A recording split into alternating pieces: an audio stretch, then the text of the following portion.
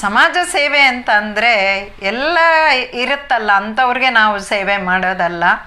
ಅಂಗವಿಕಲರು ಇರ್ಬೋದು, ಅಥವಾ ಬಡ ವಿದ್ಯಾರ್ಥಿಗಳಿರ್ಬೋದು, ಅಥವಾ ಹೊಟ್ಟೆಗೆ ತೀರ ಇಲ್ಲದೆ ಇರುತ್ತಲ್ಲ ಅಂಥವ್ರಿಗಿರ್ಬೋದು, ಅಥವಾ ಹಾಸ್ಪಿಟಲ್ದು ಏನಾದರೂ ಪ್ರಾಬ್ಲಮ್ಸ್ ಇರ್ಬೋದು, ಅಂಥವ್ರಿಗೆಲ್ಲ ನಾವು ಸಹಾಯ ಮಾಡಿಕೊಂಡೇ ಬಂದಿದ್ದೀನಿ ಅವತ್ತಿಂದನೂ.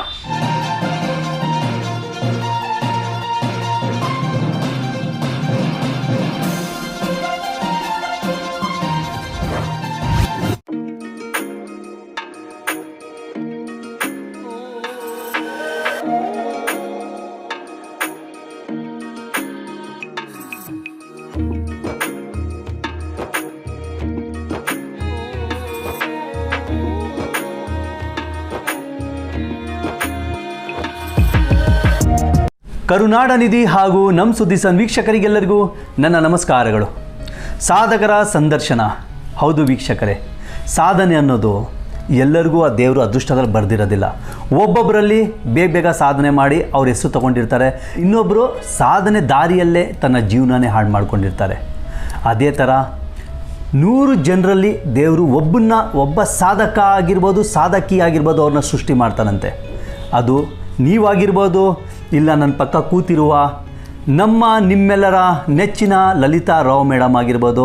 ಅವ್ರನ್ನ ಪರಿಚಯ ಮಾಡಿಸ್ತಾ ಇದ್ದೀನಿ ವೀಕ್ಷಕರೇ, ಬನ್ನಿ. ಮೇಡಮ್ ನಮಸ್ತೆ. ಮೇಡಮ್, ಮೊದಲನೇದಾಗಿ ಎಲ್ರಿಗೂ ನಮಸ್ಕಾರ. ನನ್ನ ಹೆಸರು ಲಲಿತಾ ರಾವ್ ಅಂತ. ನಾನು ಹುಟ್ಟಿದ್ದು ಆಂಧ್ರ, ಅಲ್ಲಿ ಬೆಳೆದಿದ್ದು ನಮ್ಮ ಕನ್ನಡ ತಾಯಿಯ ಮಡಿಲಲ್ಲಿ, ಅಂದರೆ ಕರ್ನಾಟಕದಲ್ಲಿ ಬೆಂಗಳೂರಲ್ಲಿ ಬೆಳೆದಿದ್ದು. ಸೊ ನನಗೆ ನಮ್ಮ ತಂದೆ ಹೆಸರು ಮಲ್ಲಯ್ಯ ಅಂತ, ನಮ್ಮ ತಾಯಿ ಹೆಸರು ಲೀಲಾವತಮ್ಮ ಅಂತ ಹೇಳಿ. ಚಿಕ್ಕ ವಯಸ್ಸಿಂದನೇ ನನಗೆ ಆಸೆ ಇತ್ತು ಸಮಾಜ ಸೇವೆ ಮಾಡಬೇಕು ಅಂತ ಅಂದ್ಬಿಟ್ಟು, ತುಂಬ ಆಸೆ ಇತ್ತು. ಅದಕ್ಕೆ ಪ್ರೇರಣೆ ನಮ್ಮ ತಂದೆ ತಾಯಿ ಕೂಡ. ಅವಾಗಿಂದನೂ ಅವರು ಮಾಡ್ಕೊಂಡು ಬರ್ತಾಯಿದ್ರು. ಅವ್ರು ಮಾಡೋದನ್ನು ನೋಡಿ ನನಗೂ ಕೂಡ ಏನಾದರೂ ಒಂದು ದೇಶಕ್ಕಾಗ್ಬೋದು, ಜನಗಳಿಗೆ ಏನೋ ಒಂದು ಸಹಾಯ ಮಾಡಬೇಕು ಅನ್ನೋ ಒಂದು ಉದ್ದೇಶದಿಂದ ಅವಾಗಿಂದನೂ ಒಂದು 45-50 ವರ್ಷದಿಂದನೂ ನಾನು ಮಾಡ್ಕೊಂಡು ಬರ್ತಾನೇ ಇದ್ದೀನಿ. ಇವತ್ತು ಇವರು ನಮ್ಮ ಕರುನಾಡ ನಿಧಿ ನಮ್ಮ ಸುದ್ದಿ 7 ಚಾನೆಲ್ ಅವರು ನನ್ನ ಸಂದರ್ಶನ ತೊಗೊಳಕ್ಕೆ ಬಂದಿದ್ದಾರೆ. ನನ್ನ ಸಾಧನೆಯನ್ನು ಗುರುತಿಸಿ, ಖಂಡಿತ ಅಂಥದ್ದೇನೋ ಸಾಧನೆ ಏನಿಲ್ಲ, ನಾವು ಸಮಾಜ ಸೇವೆ ಅಂತ ಏನೋ ಕೈಲಾಗಿದ್ದನ್ನು ನಾನು ಅವತ್ತಿಂದನೂ ಮಾಡ್ಕೊಂಡು ಬಂದಿದ್ದೀನಿ. ಸಮಾಜ ಸೇವೆ ಅಂತ ಅಂದರೆ ಎಲ್ಲ ಇರುತ್ತಲ್ಲ ಅಂಥವ್ರಿಗೆ ನಾವು ಸೇವೆ ಮಾಡೋದಲ್ಲ. ಅಂಗವಿಕಲರು ಇರ್ಬೋದು, ಅಥವಾ ಬಡ ವಿದ್ಯಾರ್ಥಿಗಳಿರ್ಬೋದು, ಅಥವಾ ಹೊಟ್ಟೆಗೆ ತೀರ ಇಲ್ಲದೆ ಇರುತ್ತಲ್ಲ ಅಂಥವ್ರಿಗಿರ್ಬೋದು, ಅಥವಾ ಹಾಸ್ಪಿಟಲ್ದು ಏನಾದರೂ ಪ್ರಾಬ್ಲಮ್ಸ್ ಇರ್ಬೋದು, ಅಂಥವ್ರಿಗೆಲ್ಲ ನಾವು ಸಹಾಯ ಮಾಡಿಕೊಂಡೇ ಬಂದಿದ್ದೀನಿ ಅವತ್ತಿಂದನೂ. ನಾನಲ್ದಿರ ನಮ್ಮ ಸಮಾಜಗಳಿಂದ ಕೂಡ ನಾವೆಲ್ಲ ಹೋಗಿ ನಾವು ಮಾಡ್ತಾ ಇದ್ದೀವಿ ಅವತ್ತಿಂದನೂ. ಮತ್ತು ನನಗೆ ಬಂದಿರೋ ಪ್ರಶಸ್ತಿಗಳೆಲ್ಲ ಅದೆಲ್ಲ ಇನ್ನೂ ಇದೆ, ನಿನ್ನ ಸಾಧನೆ ಇನ್ನೂ ಇದೆ ಅಂತ ಗುರುತಿಸೋಕ್ಕೆ ಕೊಡೋವಂಥ ಪ್ರಶಸ್ತಿಗಳು ಅವೆಲ್ಲ ನನಗೆ. ಸೊ ಅದೆಲ್ಲ ತೊಗೊಂಡಾಗ ನಮಗೆ ಜವಾಬ್ದಾರಿ ಇನ್ನೂ ಜಾಸ್ತಿ ಆಗುತ್ತೆ. ಇನ್ನೂ ಹೆಚ್ಚಿನ ಮಟ್ಟಿಗೆ ನಾವು ಮಾಡಬೇಕು. ಬಡಬಗ್ಗರಿಗಾಗಿರ್ಬೋದು, ಅಥವಾ ಯಾವುದ್ರಲ್ಲಾದರೂ ಅವ್ರಿಗೆ ತೊಂದರೆಗಳು ಇರುತ್ತೆ ಅಂಥವ್ರಿಗೆಲ್ಲ ನಾವೇನೋ ಒಂದು ಸಹಾಯ ಮಾಡಬೇಕು ಅನ್ನೋ ಉದ್ದೇಶಕ್ಕೆ ನಾವು ಅದನ್ನು ಗುರುತಿಸಿ ನಾವು ಮಾಡ್ತಾ ಬಂದಿದ್ದೀವಿ. ಅರ್ಹತೆಯಲ್ಲಿ ತುಂಬ ಚೆನ್ನಾಗಿ ಓದ್ತಾ ಇರ್ತಾರೆ, ರ್ಯಾಂಕ್ ಸ್ಟೂಡೆಂಟ್ಸ್ ಇರ್ತಾರೆ, ಬಟ್ ಅವ್ರ ಫ್ಯಾಮಿಲೀಲಿ ಓದಿಸೋದಕ್ಕೆ ತುಂಬಾ ಕಷ್ಟ ಇರುತ್ತೆ. ಮತ್ತು ಹೊಟ್ಟೆಗೆ 2 ಹೊತ್ತು ಅಲ್ಲ 1 ಹೊತ್ತು ತಿನ್ನೋಕ್ಕೂ ಇವತ್ತಿನ ದಿವಸ ತುಂಬ ಕಷ್ಟ ಇದೆ. ಇವೆಲ್ಲ ನೋಡಿದಾಗ ನನಗೆ ಅನ್ನಿಸ್ತಿತ್ತು, ನಮ್ಮನೆ ಮಕ್ಕಳ ಥರ ತಾನೆ, ನಮ್ಮ ಫ್ಯಾಮಿಲಿ ಥರ ತಾನೆ, ನನ್ನ ಕೈಲಾಗಿದ್ದು ಯಾಕೆ ಮಾಡಬಾರ್ದು ಅಂತ ಹೇಳಿ ಅವಾಗಿ ನಾನು ತಂದೆ ತಾಯಿ ಹಂಗಿರೋದ್ರಿಂದ ಅದಕ್ಕೆ ನನಗೂ ಫುಲ್ಲು ಸಪೋರ್ಟ್ ಮಾಡ್ತಿದ್ರು. ಸೊ ಹಾಗಾಗಿ ನಾನು ಕೂಡ ಮಾಡ್ಕೊಂಡು ಬರ್ತಾ ಇದ್ದೆ. ಅಂಥವ್ರಿಗೆಲ್ಲ ನಾವು ಮಾಡ್ತಾ ಬಂದಾಗ ದೇವರು ಕೂಡ ಮೆಚ್ಚುತ್ತಾನೆ, ದೇವರು ಕೂಡ ಸಹಾಯ ಮಾಡ್ತಾನೆ. ದೇವರೇ ಬರದೇ ಇದ್ದರೂ ಕೂಡ ಮನುಷ್ಯನ ರೂಪದಲ್ಲಿ ಕಳಿಸಿ ಸಹಾಯ ಮಾಡೋದಕ್ಕೆ ಒಂದು ಅವಕಾಶ ಅನ್ನೋದನ್ನು ಮಾಡಿಕೊಡ್ತಾನೆ. ಸೊ ಸಾಧನೆ ಏನಿಲ್ಲ, ಇನ್ನೂ ಜವಾಬ್ದಾರಿಗಳಿದೆ ನನಗೆ. ಇನ್ನೂ ಮುಂದೆ ಇನ್ನೂ ಹೆಚ್ಚಿನ ಮಟ್ಟಿಗೆ ನಾನು ಸಮಾಜ ಸೇವೆಯನ್ನು ಮಾಡಬೇಕು ಅಂತಲೇ ಇದ್ದೀನಿ. ಸಮಾಜದಲ್ಲಿ ಒಳ್ಳೆ ಪ್ರಜೆ ಆಗಬೇಕು ಅಂದರೆ ಮೊಟ್ಟ ಮೊದಲಿಗೆ ಏನು ಕೆಲಸ ಮಾಡಬೇಕು? ಒಳ್ಳೆ ಪ್ರಜೆಯಾಗಿ ಇರಬೇಕು ಅಂತ ಹೇಳಿದ್ರೆ, ಮೊದಲನೇದಾಗಿ ನಮ್ಮಲ್ಲಿ ಏನಾದರೂ ಲೋಪದೋಷಗಳಿರ್ಬೋದು, ಅದನ್ನು ಫಸ್ಟು ನಾವು ತಿದ್ಕೋಬೇಕು.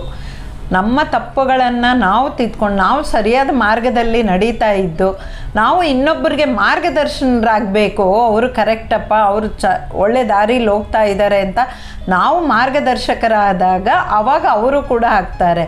ಒಳ್ಳೆ ಪ್ರಜೆ ಅಂತ ಅಂದರೆ ಈ ರೀತಿ ಒಳ್ಳೆಯದನ್ನು ಮಾಡ್ಕೊಂಡು ಹೋಗಬೇಕೇ ಹೊರತು ಒಬ್ಬರಿಗೆ ಕೆಟ್ಟದ್ದನ್ನು ಮಾಡೋದಾಗಲಿ ಕೆಟ್ಟದ್ದನ್ನು ಬಯಸೋದಾಗಲಿ ಅದನ್ನು ಮಾಡಿಕೊಂಡು ಹೋಗಬಾರ್ದು. ನಾವು ಒಳ್ಳೆ ಮಾರ್ಗದರ್ಶಕರಾಗಿ ನಾವು ಮುಂದುವರಿಬೇಕು. ಧೈರ್ಯ ತುಂಬುವಂಥವ್ರು ಯಾರು ಇರ್ತಾರೋ ಅಂಥವ್ರ ಸಹವಾಸ ಮಾಡಿದಾಗ, ಅಂಥವ್ರ ಸ್ನೇಹ ಮಾಡಿದಾಗ ಆವಾಗ ಅವರೇ ಧೈರ್ಯ ತುಂಬ್ತಾರೆ. ಇವಾಗ ಎಷ್ಟೋ ಜನಕ್ಕೆ ನನಗೆ ಗೊತ್ತಿರೋ ಪ್ರಕಾರನೇ ಎಷ್ಟೋ ಜನನೂ ಹಂಗಂತಾರೆ, ಯಾಕೋ ಭಯ ಆಗ್ತಾಯಿದೆ, ಯಾಕೋ ಹಂಗಾಗ್ತಾಯಿದೆ, ಹಿಂಗಾಗ್ತಾಯಿದೆ ಅಂತ. ಸೊ ನಾನು ಅಂಥವ್ರಿಗೆಲ್ಲ ಧೈರ್ಯ ತುಂಬ್ತಾ ಇರ್ತೀನಿ. ಯಾಕೆ ಹೆದರಬೇಕು? ಏನು ನಾವು ಯಾವುದರಲ್ಲಿ ಕಡಿಮೆ ಇದ್ದೀವಿ? ನಾವು ಒಳ್ಳೆ ಕೆಲಸ ಮಾಡೋದ್ರಲ್ಲಿ ಭಗವಂತ ಸಾಥ್ ಇರ್ತಾನೆ. ಯಾಕೆ ನಾವು ಆ ಥರ ಎಲ್ಲ ಹಿಂದುಳಿಬೇಕು? ನಾವು ಹಿಂದೆ ಹೋಗಬೇಕು, ನಾವು ಮುಂದುವರಿಯೋಣ, ಒಳ್ಳೆ ರೀತಿಯಲ್ಲಿ ಒಳ್ಳೆಯದನ್ನು ಮಾಡ್ಕೊಂಡು ಬರೋಣ ಅಂತ ಹೇಳ್ಬಿಟ್ಟು ನಾನು ಎಲ್ರಿಗೂ ಹೇಳ್ತಾನೆ ಇರ್ತೀನಿ. ನಿಮ್ಮ ಫಿಟ್ನೆಸ್ ಏನು ಮೇಡಮ್? ನೀವು ಇದನ್ನು ಯಾವ ಡೈಲಿ ರೂಟೀನ್ ನೀವು ಯಾವ ತಗೋತೀರಾ ಅಂತ ನಮ್ಮ ವೀಕ್ಷಕರಿಗೆ ಹೇಳಿದರೆ ಒಳ್ಳೆಯದು ಮೇಡಮ್. ಏನಿಲ್ಲ, ಬೆಳಗ್ಗೆ ಎದ್ದ ತಕ್ಷಣ ಏನು ಇದು ಮಾಡ್ತೀವೋ ಫ್ರೆಶ್ ಆಗಿ ಹಾಕ್ತೀವೋ ಆದಮೇಲೆ ಮತ್ತು ನಾನು ಹಾಟ್ ವಾಟರ್ಗೆ ಶುಂಠಿ ಬೆಳ್ಳುಳ್ಳಿ 2 ಜಜ್ಜಿಬಿಟ್ಟು ಹಾಕ್ಬಿಟ್ಟು ಅದನ್ನು ಚೆನ್ನಾಗಿ ಕುದಿಸ್ಬಿಟ್ಟು ಆಮೇಲೆ ಲೆಮನ್ ಹಿಂಡ್ಕೊಂಡು ಆ ವಾಟರ್ ಕುಡಿತೀನಿ. ರಾತ್ರಿ ಬಾದಾಮಿನ ನೆನೆಸಿರ್ತೀನಿ, ದ್ರಾಕ್ಷಿನ ನೆನೆಸಿರ್ತೀನಿ, ಆಮೇಲೆ ಖರ್ಜೂರನ ನೆನೆಸಿರ್ತೀನಿ. ಎಲ್ಲ ಸಪ್ರೇಟ್ ನೆನೆಸಿರ್ತೀನಿ. ಆಮೇಲೆ ಕಾಳುಗಳ್ನ ತಿಂತೀನಿ. ಮೆಂತ್ಯ ಕಾಳು, ಹೆಸರು ಕಾಳು, ಆಮೇಲೆ ಹುರುಳಿಕಾಳು ಎಲ್ಲ ಮೊಳಕೆ ಬಂದಿರೋದು, ಮನೆಯಲ್ಲೇ ಮೊಳಕೆ ತರಿಸಿರ್ತೀವಿ. ಅದನ್ನು ನಾವು ಬಿಸಿಲಿಗೆ ಒಣಗಿಸ್ತೀರ ಹಾಗೆ ನೆರಳಲ್ಲೇ ಮೊಳಕೆ ತರಿಸಿರ್ತೀವಿ. ಅದನ್ನು ಒಂದಾದ್ಮೇಲೆ ಒಂದು 10 ನಿಮಿಷ 15 ನಿಮಿಷ ಬಿಟ್ಟು ಒಂದಾದ್ಮೇಲೆ ಒಂದು ತೊಗೊಳ್ತಾನೆ ಇರ್ತೀನಿ. ಸೊ ಹಾಗಾಗಿ ಮಂಡಿ ಕಾಲು ನೋವು, ಸೊಂಟ ನೋವು, ಕಾಲು ನೋವು ಯಾವುದೂ ಬರಲ್ಲ. ಎನರ್ಜಿಟಿಕ್ ಆಗಿ ಇರ್ತೀವಿ ಈ ಥರ ಮಾಡೋದ್ರಿಂದ. ಮತ್ತು ಅಶ್ವಗಂಧ ಪೌಡ್ರ್ ತೊಗೊಳ್ತೀನಿ ರಾತ್ರಿ ಹೊತ್ತು ಮಲ್ಗಕ್ಕೆ ಮುಂಚೆ. ಅದು ಅಶ್ವ ಅಂದರೆ ಎಲ್ರಿಗೂ ಗೊತ್ತಿದೆ, ಕುದುರೆ ಥರ ಓಡೋದು ಅಂದ್ಬಿಟ್ಟು. ಸೊ ಆ ಎನರ್ಜಿ ಅದೇ ರೀತಿಯೇ ಇರುತ್ತೆ. ಆ್ಯಕ್ಚುಲಿ ಎಲ್ಲರಿಗೂ ಆಸಕ್ತಿ ಇಷ್ಟೊಂದೆಲ್ಲ ಹೇಳ್ತಾವ್ರಲ್ಲ, ಏನಾಗಿರ್ಬೋದು ಇವರ ಏಜ್ ಅಂತ ನೀವು ಯೋಚನೆ ಮಾಡ್ಬೋದು. ಅಂದರೆ ಮೇಡಮ್ ನೀವೇ ಹೇಳ್ಬಿಡಿ ಮೇಡಮ್, ವೀಕ್ಷಕರಿಗೆ ಎಲ್ಲರಿಗೂ ಗೊತ್ತು. ನನಗೀಗ 62 ವರ್ಷ. ಫ್ಯಾಷನ್ ಶೋ ಅಲ್ಲೆಲ್ಲ ಮಿಸಸ್ ಕರ್ನಾಟಕ ಅವಾರ್ಡ್ ಎಲ್ಲ ತೊಗೊಂಡಿದ್ದೀನಿ. ಈಗ ಆಂಧ್ರಗೂ ಕೂಡ ಹೋಗ್ತಾ ಇದ್ದೀನಿ. ಸೊ ಯಾಕೆ ಅಂದರೆ ಆ ಫಿಟ್ನೆಸ್ ಹಂಗೆ ಬಂದಿದೆ. ಇನ್ನೂ ಒಂದು ವಾಕ್ ಮಾಡ್ತೀನಿ, ಹಾಫ್ ಆನ್ ಅವರ್ ಎಕ್ಸಸೈಸ್ ಮಾಡ್ತೀನಿ. ಸೊ ಎಲ್ಲ ಬಾಡೀಲಿ ಎಲ್ಲ ಪಾರ್ಟ್ಗೂ ಎಲ್ಲೆಲ್ಲಿ ನಮಗೆ ಬೇಕೋ ಅದೆಲ್ಲ ಎಕ್ಸಸೈಸೆಲ್ಲ ನಾನು ಮಾಡ್ತಾಯಿರ್ತೀನಿ. ತಪ್ಪದೇ ಮಾಡ್ತೀನಿ. ನಾನು ಸುಮಾರು ಒಂದು 20 ವರ್ಷಗಳಿಂದ ಇದೆಲ್ಲ ಕಂಟಿನ್ಯೂ ಮಾಡ್ತಾ ಇದ್ದೀನಿ. ಸೊ ಹಾಗಾಗಿ ಹೀಗೆ ಇದ್ದೀನಿ ಅಂತ ನನಗನ್ಸುತ್ತೆ. ಇವಾಗ ನೀವು ಹೇಳಿದ್ರಿ, ನಾನು ಬೆಳಿಗ್ಗೆ ಎದ್ದ ತಕ್ಷಣ 10 ನಿಮಿಷಕ್ಕೆ ಇದೆಲ್ಲ ಕುಡಿತೀನಿ, ತಿಂತೀನಿ.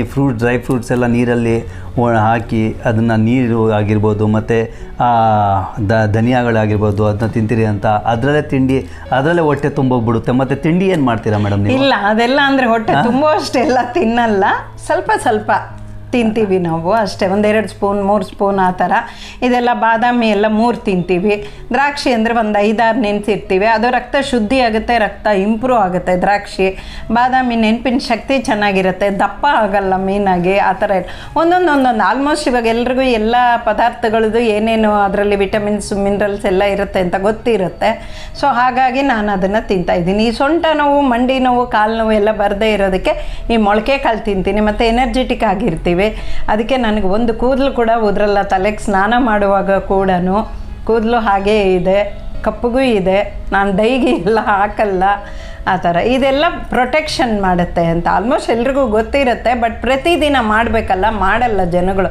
1 ವಾರ 10 ದಿನ ಮಾಡ್ತಾರೆ, ಆಮೇಲೆ ಮಾಡೋದೇ ಇಲ್ಲ. ನಾನು 20 ವರ್ಷದಿಂದ ಮಾಡ್ತಾಯಿದ್ದೀನಿ ಇದನ್ನು. ಎಕ್ಸಸೈಸು ಅಷ್ಟೇ, ವಾಕು ಅಷ್ಟೇ. ಒಂದು ವೇಳೆ ಫಂಕ್ಷನ್ ಏನಾದರೂ ಹೋಗ್ತೀವಿ, ಎಕ್ಸಸೈಸ್ ಮಾಡಿಲ್ಲ ಅಂದರೆ ಗೊತ್ತಿರುತ್ತೆ ನಮಗೆ, ಈ ಟೈಮ್ಗೆ ಹೋಗ್ತೀವಿ, ಈ ಟೈಮ್ಗೆ ಬರ್ತೀವಿ ಅಂತ. ಅದಕ್ಕೆ ಮುಂಚೆನೇ ಮಾಡಿಬಿಟ್ಟಿರ್ತೀನಿ ನಾನು. ಆಮೇಲೆ ಏನೇ ಫುಡ್ ತಿಂದರು, ಬೆಳಗ್ಗೆ ಟಿಫನ್ ಆಗ್ಬೋದು, ಮಧ್ಯಾಹ್ನ ಊಟ ಆಗ್ಬೋದು, ರಾತ್ರಿ ಊಟ ಆಗ್ಬೋದು, 2.5 hour 3 hours ಆದಮೇಲೆ ನಾವು ಎಕ್ಸಸೈಸ್ ಮಾಡಬೇಕು. ಇವನ್ ವಾಕ್ ಹೋಗೋದು ಅಷ್ಟೇ. ತಿಂದ ತಕ್ಷಣ ಅವೆಲ್ಲ ಮಾಡಬಾರ್ದು. ಆ ಟೈಮು ನಮಗೆ ಗೊತ್ತಿರುತ್ತಲ್ವ, ಎಲ್ಲಿ ಯಾವಾಗ ಹೋಗ್ತೀವಿ ಏನು ಅಂತ ಅಂದ್ಬಿಟ್ಟು ಅದನ್ನು ನೋಡಿಕೊಂಡು ನಾನು ಮಾಡೋದು. ವೀಕ್ಷಕರೇ, 62 ವರ್ಷ ಅಂದರೆ ಯೋಚನೆ ಮಾಡಿ. ಅದು ಈಗಿನ ಕಾಲದಲ್ಲಿ ಅಂದರೆ ಈಗಿನ ಚಿಕ್ಕ ಮಕ್ಕಳಲ್ಲಿ ಹಾರ್ಟ್ ಅಟ್ಯಾಕ್ ಆಗಿರ್ಬೋದು, ಮೆದುಳು ಪ್ರಾಬ್ಲಮ್ ಆಗಿರ್ಬೋದು, ದೇಹದಲ್ಲಿ ಪ್ರಾಬ್ಲಮ್ ಆಗಿರ್ಬೋದು. ಎಷ್ಟೋ ಜನ ಯುವಕರು ಯುವತಿಯರು ದುರಭ್ಯಾಸದಿಂದ ತನ್ನ ಜೀವನವನ್ನು ಹಾಳು ಮಾಡ್ಕೋತಾ ಇದ್ದಾರೆ. ಇವರು 62 ವರ್ಷ ಆದರೂ ತನ್ನನ್ನು ಕಾಪಾಡ್ಕೊಂಡು ಬಂದಿರುವ ತನ್ನ ರಹಸ್ಯಗಳನ್ನ ನಿಮ್ಮ ಮುಂದೆ ಇಟ್ಟಿದ್ದಾರೆ. ಐ ಥಿಂಕ್ ನಾನು ಹೋಪ್ ನನ್ನ ಅನಿಸುತ್ತೆ ನೀವು ಇದನ್ನು ಫಾಲೋ ಮಾಡ್ತೀರಾ ಅಂತ ಅಂದ್ಕೊಂಡಿದ್ದೀನಿ. ಮೇಡಮ್, ಇವತ್ತು ಇಷ್ಟೆಲ್ಲ ಒಳ್ಳೆ ನಮ್ಮ ಜೊತೆ ಸಂದರ್ಶನ, ನಮ್ಮ ಜೊತೆ ಸೇರಿ ಇಷ್ಟೆಲ್ಲ ನಿಮ್ಮ ಸೀಕ್ರೆಟೆಲ್ಲ ಹೇಳ್ಕೊಟ್ರಿ. ಒಂದು ಕೊನೆಯದಾಗಿ ನೀವು ಹೆಣ್ಮಕ್ಳನ್ನಾಗಿರ್ಬೋದು, ಗಂಡು ಮಕ್ಳಿಗಾಗಿರ್ಬೋದು, ನೀವೇನು ಸಂದೇಶ ಕೊಡೋಕ್ಕೆ ಇಷ್ಟಪಡ್ತೀರಾ? ಹೆಲ್ತನ್ನು ಚೆನ್ನಾಗಿ ಇಟ್ಕೊಳ್ಳಿ ಅಂತ ಹೇಳ್ತೀನಿ. ಆದಷ್ಟು ಫ್ಯಾಟಿ ಐಟಮ್ನ ಕಡಿಮೆ ಮಾಡಿ ಅಂತೀನಿ. ಹೆಲ್ತ್ ಬಗ್ಗೆ ಹೇಳಬೇಕಾದ್ರೆ ವಾಕ್ ಮಾಡಿ, ಎಕ್ಸಸೈಸ್ ಮಾಡಿ, ಹೊರಗಡೆ ಆದಷ್ಟು ತಿನ್ನೋದನ್ನು ಕಡಿಮೆ ಮಾಡಿ. ಮನೆಯಲ್ಲೇ ಆದಷ್ಟು ತಿಂದರೆ ಒಳ್ಳೆಯದು. ಹೊರಗಡೆ ತಿನ್ನಲೇಬೇಡಿ ಅಂತ ಹೇಳಲ್ಲ, ಬಟ್ ಕಡಿಮೆ ಮಾಡಿ, ಜಾಸ್ತಿ ಇರೋದನ್ನು ಸ್ವಲ್ಪ ಕಡಿಮೆ ಮಾಡಿ ಮನೆ ಫುಡ್ನ ತೊಗೊಳ್ಳಿ ಅಂತ ಹೆಲ್ತ್ ಬಗ್ಗೆ ಹೇಳ್ತೀನಿ. ಸಮಾಜ ಸೇವೆ ಅಂದರೆ ಅಟ್ಲೀಸ್ಟ್ ನಮಗೇನಿದೆಯೋ, ಇವಾಗ ಫಾರ್ ಎಕ್ಸಾಂಪಲ್ ಒಂದು 100 ರೂಪಾಯಿ ಇತ್ತಾ, 50 ರೂಪಾಯಿ ಇಲ್ಲ 20 ರೂಪಾಯಿ 10 ರೂಪಾಯಿಯಷ್ಟು ಹೊರಗಡೆ ನಾವು ದಾನ ಮಾಡೋದನ್ನು ನಾವು ಇಟ್ಕೊಳ್ಳೋಣ. ನಾಳೆ ದಿನ ನಮಗೂ ಕೂಡ ಭಗವಂತ ಯಾವುದೋ ರೀತಿಯಲ್ಲಿ ಕಾಪಾಡ್ತಾನೆ. ಅದಕ್ಕೆ ಸಮಾಜ ಸೇವೆ ಅಂದರೆ ಇಷ್ಟೇ, ನೀವು ಎಷ್ಟಾಗುತ್ತೋ ಕೈಯಲ್ಲಿ ಅಷ್ಟು ಸಹಾಯ ಮಾಡಿ, ಮಾನವೀಯತೆ ದೃಷ್ಟಿಯಿಂದ ಬದುಕಿ ಅಂತ ನಾನು ಹೇಳ್ತೀನಿ. ಎಷ್ಟೋ ಜನ ನನ್ನ ಕೇಳ್ತಾರೆ, ಒಳ್ಳೆ ಪ್ರಜೆ ಆಗಬೇಕು ಅಂದರೆ ಏನು ಮಾಡಬೇಕು ಅಂತ, ಒಳ್ಳೆ ಸಾಧಕ ಆಗಬೇಕು ಅಂದರೆ ಏನು ಮಾಡಬೇಕಂತ. ಅವ್ರಿಗೆ ನಾನು ಒಂದೇ ಮಾತು ಹೇಳೋದು ಏನಂತೀನಿ ಗೊತ್ತಾ, ನೀನು ಬೇರೆಯವ್ರಿಗೆ ಕೆಟ್ಟದನ್ನು ಬಯಸಬೇಡ. ನೀನು ನಿನ್ನ ದಾರಿ, ನೀನೇನು ದಾರಿ, ಏನು ಆಲೋಚನೆ ಇಟ್ಕೊಂಡಿರ್ತೀಯ, ಆ ಗೋಲ್ ಇಟ್ಕೊಂಡಿರ್ತೀಯ, ಅದ್ರ ಮೇಲೆ ನೀನು ಫೋಕಸ್ ಕೊಡು. ಯಾರಿಗೂ ತಪ್ಪುಗಳು, ಯಾರಿಗೂ ತೊಂದರೆ ಕೊಟ್ಟಂಗೆ ನೀನು ಫೋಕಸ್ ಕೊಟ್ಟರೆ ಅದು ನಿನ್ನ ದಾರಿಯಲ್ಲಿ ಹೋಗ್ತಾ ಇರ್ತೀಯ ನೋಡು, ಅದೇ ನೀನು ಒಳ್ಳೆ ಪ್ರಜೆಯಾಗಿ ಬದುಕ್ತೀಯ ಅಂತ ನಾನು ಎಷ್ಟೋ ಜನ ಕೇಳಿದ್ದೀನಿ. ಖಂಡಿತ. ಅಂದರೆ ಆ ಗೋಲ್ ಅನ್ನೋದು ಒಳ್ಳೆ ರೀತಿಯಲ್ಲಿ ಇರಬೇಕು. ನಾನು ಹೇಳೋದು, ಕೆಲವ್ರಿಗೆ ಕೆಟ್ಟ ಭಾವನೆಯಲ್ಲಿರುತ್ತೆ, ಅದನ್ನು ಗೋಲ್ ಇಟ್ಕೊಂಡು ಅದನ್ನು ಹೋಗೋ ತಪ್ಪದು. ಬಟ್ ಒಳ್ಳೆ ಭಾವನೆಗಳ ಗೋಲ್ ಇಟ್ಕೊಂಡಾಗ ಖಂಡಿತ ಆ ಗೋಲಲ್ಲಿ, ಇವಾಗ ನಮಗಾಗಿಲ್ವಾ, ನಾವು ಯಾರಿಗೆ ಕೇಳಿದ್ರೆ ನಮಗೆ ಸಜೆಷನ್ ಕೊಡ್ತಾರೆ ಅಂತ ಗೊತ್ತಾದಾಗ ಅಂಥವ್ರ ಹತ್ರ ನಾವು ಸಜೆಷನ್ ತೊಗೊಂಡು ಮುಂದುವರಿಬೋದು. ನಾವು ಬೇಕಿದ್ದರೆ ಸಮಾಜ ಸೇವೆಗಳನ್ನ ಮಾಡಿ ಹೆಲ್ತ್ ಚೆನ್ನಾಗಿ ಇಟ್ಕೊಳ್ಳಿ ಅಂತ ಎಲ್ರಿಗೂ ನಾನು ಹೇಳ್ತೀನಿ. ಮೇಡಮ್, ಮುಂಬರುವ ದಿನಗಳಲ್ಲಿ ಇನ್ನೂ ನಿಮ್ಮ ಲೈಫ್ನ ನೀವು ಯಾವ ಥರ ಅಂದರೆ ಜನರಿಗೆ ಸಮಾಜದಲ್ಲಿ ಇನ್ನೂ ಯಾವ್ಯಾವ ಥರ ಕನಸುಗಳನ್ನ ಕಂಡಿದ್ದೀರಾ ಕೊಡುಗೆ ಕೊಡೋಕ್ಕೆ? ಹೇಳಿದ್ನಲ್ಲ, ನಾನು ಸಾಧನೆ ಏನೂ ಮಾಡಿದ್ದಿಲ್ಲ. ಇವಾಗ ಏನೋ ಪಾಯಿಂಟ್ ಅಂತಾರಲ್ಲ ಆ ಥರ ಅಷ್ಟೇ. ಇನ್ನೂ ಭಾಳ ಇದೆ. ಬಟ್ ಆ ಭಗವಂತ ನನಗೆ ಈ ಮನಸ್ಸು, ಈ ಶಕ್ತಿ ಎಲ್ಲ ಕೊಟ್ಟಿದ್ರೆ ಖಂಡಿತ ನಾನು ಇನ್ನೂ ಸಾಧನೆಗಳನ್ನ ಮಾಡ್ತೀನಿ. ಇವತ್ತೂ ಕೂಡ ನಾನು ಮಾಡ್ತಾನೇ ಇದ್ದೀನಿ, ಗುರ್ತಿಸ್ತೀನಿ ನಾನು. ಆಮೇಲೆ ಇನ್ನೊಂದು ಕಲಾವಿದನ್ನು ಕೂಡ ನಾನು ಗುರ್ತಿಸಿ ಅವ್ರಿಗೂ ಕೂಡ ಒಂದು ಅವಕಾಶಗಳನ್ನ ಕೊಡ್ತೀನಿ. ನಾನು ಏನೋ ನನ್ನ ಕೈಲಾಗಿದ್ದನ್ನು ಅದನ್ನೆಲ್ಲ ಮಾಡ್ತೀನಿ, ಮುಂದೇನೂ ಮಾಡ್ತೀನಿ. ಮಾಡಿ ಅಂತ ಕೂಡ ನಾನು ನಿಮ್ಮಲ್ಲಿ ಕೂಡ ನಾನು ಕೇಳ್ಕೊಳ್ತೀನಿ. ಏನೆಲ್ಲ ಒಳ್ಳೆಯದಾಗುತ್ತೋ ಅದನ್ನೆಲ್ಲ ಮಾಡ್ತಾ ಬರೋಣ ಎಲ್ಲರೂ ಅಂತಲೇ ನಾನು ಕೇಳ್ಕೊಳ್ತೀನಿ. ವೀಕ್ಷಕರೇ, ಇವರು ಬರೀ ಸಮಾಜ ಸೇವಕಿ ಅಲ್ಲ, ಇವರು ಪ್ರೊಡ್ಯೂಸರ್ ಕೂಡ. ನೆಕ್ಸ್ಟ್ ಇಯರು ಮತ್ತೆ ಮಕ್ಕಳ ಚಿತ್ರನ ಮಾಡೋಣ ಅಂತ ಅಂದ್ಕೊಂಡಿದ್ದೀನಿ. ನಿಮ್ಮೆಲ್ಲರ ಸಹಕಾರ ಪ್ರೋತ್ಸಾಹ ಇರಲಿ ನನ್ನ ಮೇಲೆ. ನೋಡಿದ್ರಾ ವೀಕ್ಷಕರೇ, ಒಂದು ಹೆಣ್ಣು ಏನು ಬೇಕಾದ್ರೂ ಮಾಡ್ಬೋದು ಒಳ್ಳೆ ದಾರಿಯಲ್ಲಿದ್ದರೆ. ಬರೀ ಇಷ್ಟೇ ಅಲ್ಲ, ನೃತ್ಯದಲ್ಲೂ ಇವರು ನಂಬರ್ 1. ನೃತ್ಯ ಯಾರು ಬೇಕಾದ್ರೂ ಮಾಡ್ಬೋದು ಅಂತ ಎಲ್ಲರೂ ಯೋಚನೆ ಮಾಡ್ತಾರೆ. 62 ವಯಸ್ಸಿನ ಏಜಲ್ಲೂ ಇವರು ಎಷ್ಟು ಚೆನ್ನಾಗಿ ನೃತ್ಯ ಮಾಡ್ತಾರೆ ಅಂದರೆ ಹುಡುಗಿನೂ ನಾಚ್ಕೋಬೇಕು. ಮೇಡಮ್, ಅದ್ರ ಬಗ್ಗೆ ಒಂದು 4 ಮಾತಾಡಿ ಮೇಡಮ್. ಡ್ಯಾನ್ಸ್ ಆಡೋದ್ರಿಂದ ಒಂದು ನಮ್ಮ ಮನಸ್ಸು ಒಂಥರ ಫ್ರೆಶ್ ಆಗಿರುತ್ತೆ, ಇನ್ನೊಂದು ಬಾಡಿ ಸ್ಟ್ರಕ್ಚರ್ ಚೆನ್ನಾಗಿರುತ್ತೆ, ಇನ್ನೊಂದು ಹೆಲ್ದಿಯಾಗಿ ಕೂಡ ನಾವು ಇರ್ತೀವಿ. ದಪ್ಪ ಆಗೋಕ್ಕೆ ಅವಕಾಶ ಮಾಡಿಕೊಡಲ್ಲ. ದಪ್ಪ ಆಗಿಬಿಟ್ರೆ ತಾನೇ ಎಲ್ಲ ಕಾಯಿಲೆಗಳು ಬರುತ್ತೆ. ಸೊ ದಪ್ಪನೇ ಆಗದೆ ಇದ್ದರೆ, ಇವಾಗ ನಾವು ತಿಂತೀವಿ, ಅದು ಡೈಜೆಷನ್ ಆಗಬೇಕಾದ್ರೆ ಎಷ್ಟೋ ಜನ ಮನೆಗಳಲ್ಲೇ ಇರ್ತಾರೆ, ಹೊರಗಡೆ ಅಂತ ಕೆಲಸಕ್ಕೆ ಹೋಗಲ್ಲ, ಏನಿಲ್ಲ, ಮನೆ ಕೆಲಸ ಮಾಡಿಬಿಟ್ಟು ಸುಮ್ಮನೆ ಇರ್ತಾರೆ. ಅದೇನಾಗುತ್ತೆ, ಕೂತು ಕೊಬ್ಬು ಬೆಳೆಯುತ್ತೆ. ಆ ಕೊಬ್ಬು ಬೆಳೀದೇ ಇರೋಕ್ಕೆ ಅವಕಾಶ, ಮನೆಯಲ್ಲೇ ಇದ್ದು ಏನೋ ಒಂದು ಎಕ್ಸಸೈಸು ಇಲ್ಲ ಡ್ಯಾನ್ಸು ಏನೋ ಒಂದು, ಒಬ್ಬರು ನೋಡಬೇಕು ಅಂತ ಬೇಡ, ನಿಮ್ಮ ಪಾಡಿಗೆ ನೀವು ಏನೋ ಒಂದು ಸಿಕ್ಕಿದ್ದನ್ನು ಏನೋ ಒಂದು ಕುಣಿತಾ ಇರಿ, ಕೊಬ್ಬು ಕರಗುತ್ತೆ. ಆವಾಗ ಆ ಬಾಡಿ ಸ್ಟ್ರಕ್ಚರು ಕೂಡ ಚೆನ್ನಾಗಿರುತ್ತೆ, ಆರೋಗ್ಯ ಚೆನ್ನಾಗಿರುತ್ತೆ ಡ್ಯಾನ್ಸ್ ಮಾಡೋದ್ರಿಂದ ಅಂತ ನಾನು ಹೇಳೋಕ್ಕೆ ಇಷ್ಟಪಡ್ತೀನಿ. ಇಲ್ಲಿಂದನೂ ನಂಗೆ ತುಂಬ ಇಷ್ಟ ಡ್ಯಾನ್ಸ್ ಅಂದರೆ, ಚಿಕ್ಕ ವಯಸ್ಸಿಂದ ಡ್ಯಾನ್ಸು, ಹಾಡು ಎಲ್ಲ ಇಷ್ಟ. ಸೊ ನಾನು ಎಲ್ಲ ಮಾಡಿಕೊಂಡೇ ಬಂದಿದ್ದೀನಿ ಇಲ್ಲಿವರೆಗೂ. ವೀಕ್ಷಕರೇ, ನೋಡಿದ್ರಲ್ಲ, ಲಲಿತಾ ರಾವ್ ಅವರ ಈ ಪುಟ್ಟ ಅಂದರೆ ಸಂದರ್ಶನನ ನೀವೆಲ್ಲರೂ ತಮ್ಮ ಟೈಮನ್ನು ಕೊಟ್ಟು ನಮ್ಮ ಜೊತೆ ಸೇರಿದ್ದಕ್ಕೆ, ಇದೇ ಥರ ನಮ್ಮನ್ನು ಪ್ರೋತ್ಸಾಹಿಸಿ ತುಂಬ ಧನ್ಯವಾದಗಳು.